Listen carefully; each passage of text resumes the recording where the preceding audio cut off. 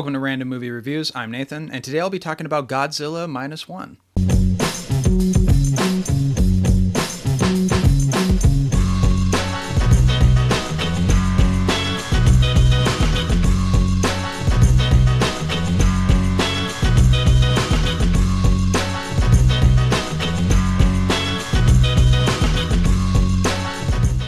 So I literally just got done watching this movie a half hour ago, and by the time it ended, I was like, yeah, I'm going to have to talk about this one because this movie absolutely kicked ass.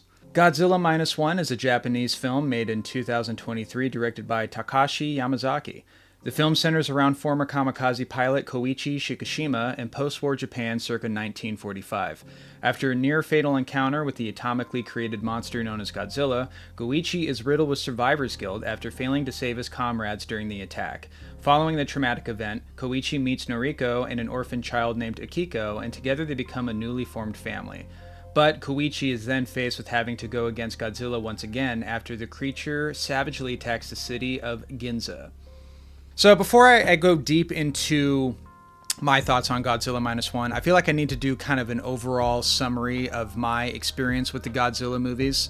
Outside of the newest American Godzilla movie that just came out, I've seen all the other American Godzilla movies, and I've also seen, when I was younger, the original Godzilla, as well as Godzilla vs. King Kong, but I haven't seen those movies in so long that it almost doesn't count as me seeing them. And as far as my opinions go on the American Godzilla movies, they're not really my thing. And that includes the 1998 infamous Godzilla movie with Matthew Broderick, although I haven't seen that in a long time either. But I remember even watching that as a kid and feeling that movie was kind of lame. And yeah, it's, to me, what separates a good monster movie from a bad monster movie is how much I end up caring about the characters. Movies like Jaws, Jurassic Park, and Tremors, that's right, the movie with underground worms, that movie rules. What I love about those movies, outside of the fun, awesome monster stuff, is how much the film spends time developing those characters and making the audience care about them. That way, when the monster attacks do happen, there's that much more tension because you don't want to see these characters suffer as a result. And that is exactly why Godzilla Minus One is so amazing. These characters are phenomenal. The performances from all the actors are phenomenal. And the way the movie just slowly builds these characters up and gives them emotional layers. I mean, that's what made me so hooked into this movie. Plus all the awesome Godzilla stuff, which I'm going to get into. This Godzilla is the only Godzilla I've ever seen where I was actually scared. The Godzilla in Minus One is absolutely terrifying. He is vicious, just angry and hateful, and his eyes, there's something about the creature's eyes in this movie in particular that was like truly unsettling. But once again, if I didn't care about the characters, then those Godzilla monster moments, as cool as they were, wouldn't be enough for me to outright love the movie. And so because I care about the characters, that's what elevates the film as a whole, as well as the awesome Godzilla stuff and the overall direction of the movie by Takashi Yamazaki, who took influence from Steven Spielberg. And by the way, Steven Spielberg said he saw this film 3 times and he loved it, and he told the director, which made his day, which is awesome. But you can see that influence, especially during the boat scene, which was very much giving me some serious Jaws vibes, which is not a bad thing because Jaws is one of my favorite movies of all time. And so seeing those nods to classic films like Jaws and stuff like that was awesome to see. You could tell that the director of this movie not only really loved Godzilla, but just loves awesome storytelling in general. And I think him and the entire team of this movie went out of their way to try to make not only a great Godzilla movie, but just a great movie, period. And I am so thrilled that this movie made history by being the first Japanese film to ever win Best Visual Effects at the Academy Awards. And it was incredibly deserved, because now we need to get into the other aspect of this movie that absolutely blew my freaking mind, and that this film was made on a $15 million budget. To put that into perspective, compare that to the Indiana Jones movie that came out last year.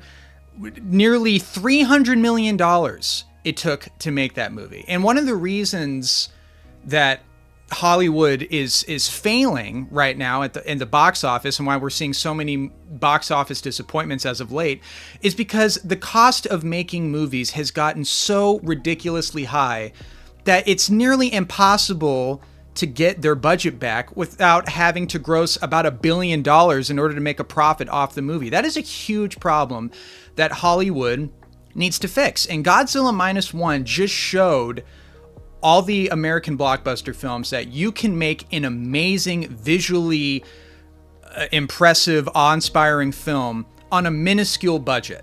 You don't need to like having movies that are $200 million. I mean, you look at Dune 2, for example, and that's a movie that's like, okay, yeah, that movie looks like it's $200 million. That movie knew what to do with its budget. But then you look at a movie like The Flash, which is another movie that's roughly around $200 million. And that movie looks objectively like shit. It looks so bad. How does Godzilla Minus One, a $15 million movie, look a million times better than movies like Indiana Jones or The Flash or pretty much any of the Marvel movies that have come out for the last couple of years? I mean, Godzilla Minus One looks better than all of those movies combined. $15 million. Hollywood, please learn the right lessons from this movie and realize that you don't need to have these massively inflated, overly inflated budgets to make a good movie. It's complete dog shit. This movie's proof. It is living proof. This is a movie that practically gets everything right, from the characterization to the performances to the Godzilla sequences to building up of the stakes. The third act of this movie in particular is like on par with Top Gun Maverick in terms of it was some of the most exciting action and tension I've seen in a movie because I cared about the characters and because the movie was clearly building up to this point. It took its time to build a climax that was actually exciting for once and it didn't feel like basic cookie cutter storytelling. It felt like, no, there's some actual there's stakes with this story. And I was just on the edge of my seat the whole time. And that third act was absolutely incredible. But that does get to my one minor gripe with this movie. And spoiler warning, I'm going to talk about the end of the film here. I'll make sure to put a timestamp in the description below so you guys can skip it for those who don't want to be spoiled. But for those who have seen the movie, stick around because here are my thoughts on the ambiguous ending of Godzilla Minus One. So Minus One ends very clearly on a kind of open-ended note that alludes to the possibility of a sequel, right?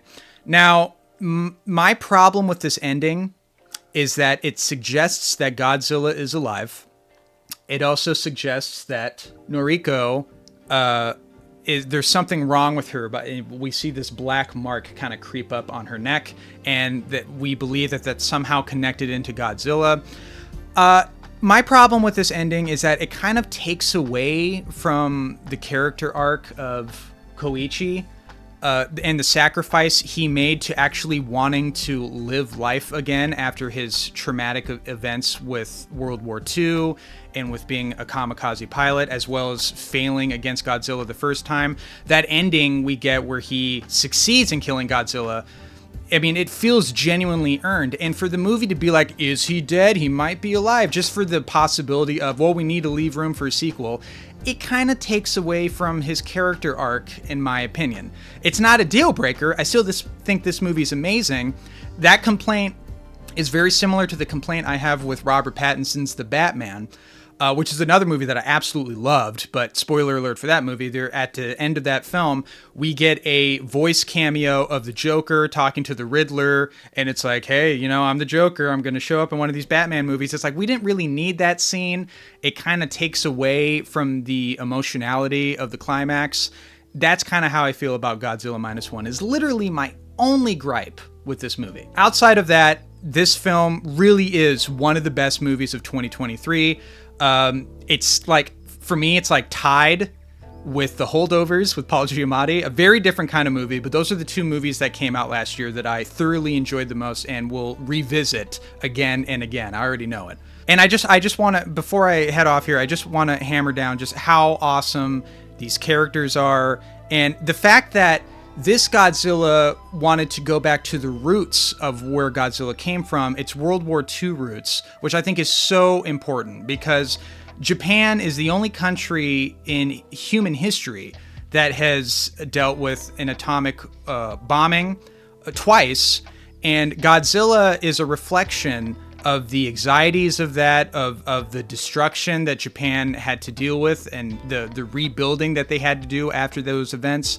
And the fact that this director was like, I want to go back to the roots. I really want to explore the deep World War II themes of Godzilla, and then have a Godzilla movie that's set right after World War II was such a brilliant decision, and it just adds that much more emotional levity to the film. It is so incredible how this film manages to not only be an incredibly entertaining and at times fun and scary monster movie, but also a movie that has like Oscar-like drama that feels so sincere and so beautiful and very artful. This almost feels like an art house Godzilla movie, which I know sounds like would be like a pretentious disaster, but believe me, this movie is anything but that. This film is so amazingly well crafted in practically every regard. I have that one complaint about the ending, but outside of that, this movie is so good. And it's the only Godzilla film that I can think of that I would recommend to people who don't like monster movies or traditionally don't like Godzilla movies. Like I said,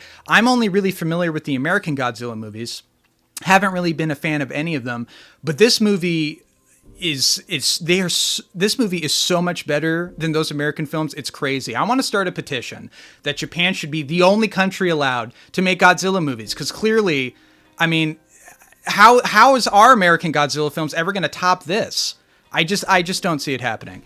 So anyway, that's my thoughts on Godzilla Minus One. I absolutely love this movie. To me, it's nearly flawless, and it is a film that I would definitely recommend to people who just love entertaining and emotionally involving movies in general, even if you're not a Godzilla fan. But yeah, this movie is so good. Thanks for watching.